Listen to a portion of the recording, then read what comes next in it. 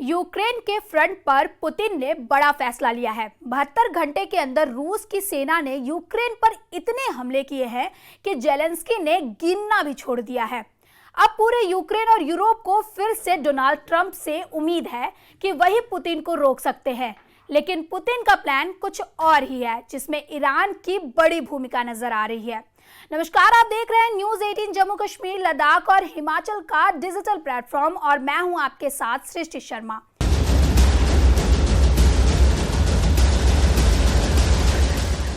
Ukraine के युद्ध का फैसला अब ईरान का ड्रोन करेगा। यूक्रेन के युद्ध का फैसला पुतिन का वो ट्रिगर करेगा जिसके दबते ही लॉन्च होता है ईरान का शाहिद ड्रोन। ऐसा इसलिए क्योंकि यूक्रेन में शाहिद ड्रोन से होने वाली तबाही बता रही है।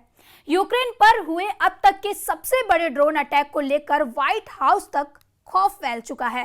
यही वजह है कि डोनाल्ड ट्रंप भी कह रहे हैं कि उन्हें ईरान के शाहिद 136 जैसे ड्रोन बनाने की जरूरत है। अमेरिका को $4 करोड़ का ड्रोन नहीं चाहिए, बल्कि शाहिद 136 जैसे ड्रोन चाहिए, जिनकी कीमत कुछ लाख रुपए तक की ही होती है। डोनाल्ड ट्रंप भी ईरान की ड्रोन पावर को बहुत अच्छी तरीके से समझ रहे हैं, क्योंकि इस ड्रोन के इस्तेमाल में पुतिन ने अचानक इजाफा कर दिया।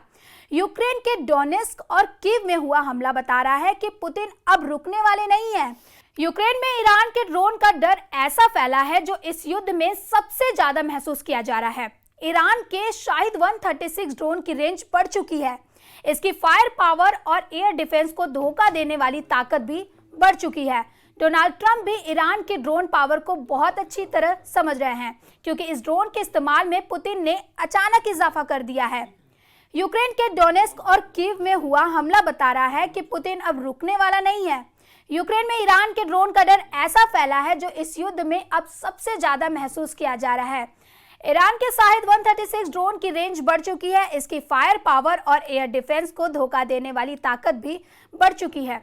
शाहिद 136 ड्रोन में अब पिस्टन इंजन नहीं, अब इसमें जेट इंजन लग चुका है। जेट इंजन की वजह से ये 2000 मीटर की ऊंचाई पर उड़ता है, जिससे हैवी मशीन गन से इसे गिराना आसान नहीं होता।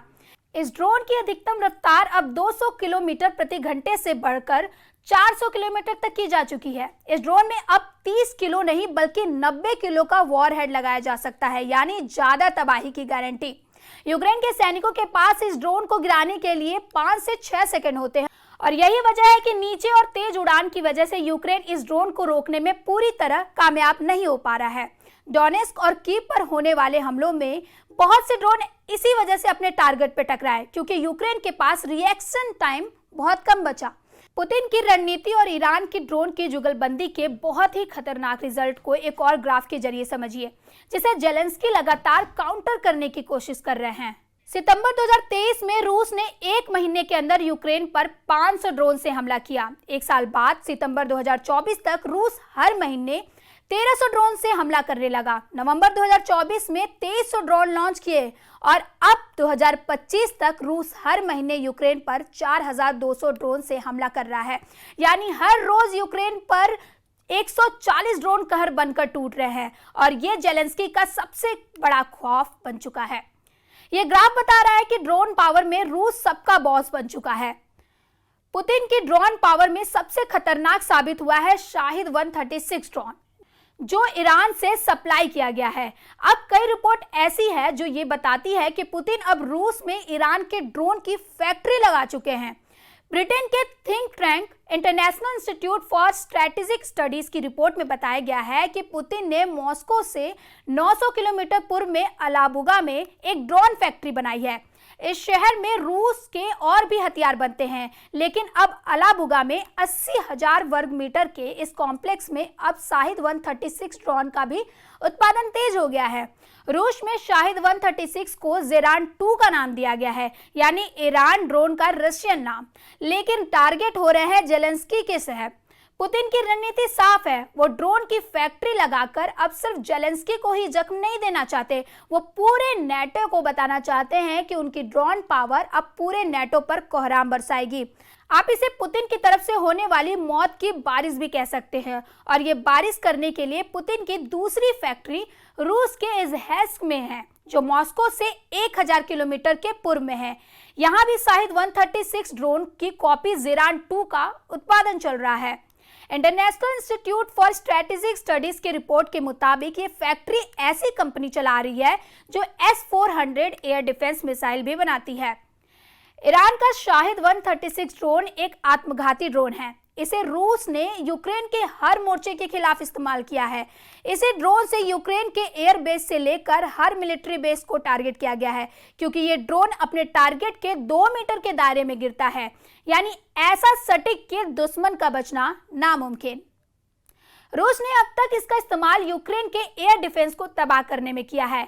यूक्रेन के लॉन्ग रेंज रॉकेट सिस्टम जैसे कि अमेरिका से मिले हाई मार्स के खिलाफ किया। रूस ने शाहिद 136 के जरिए हथियार गोदामों और मिलिट्री अड्डों को भी तबाह किया।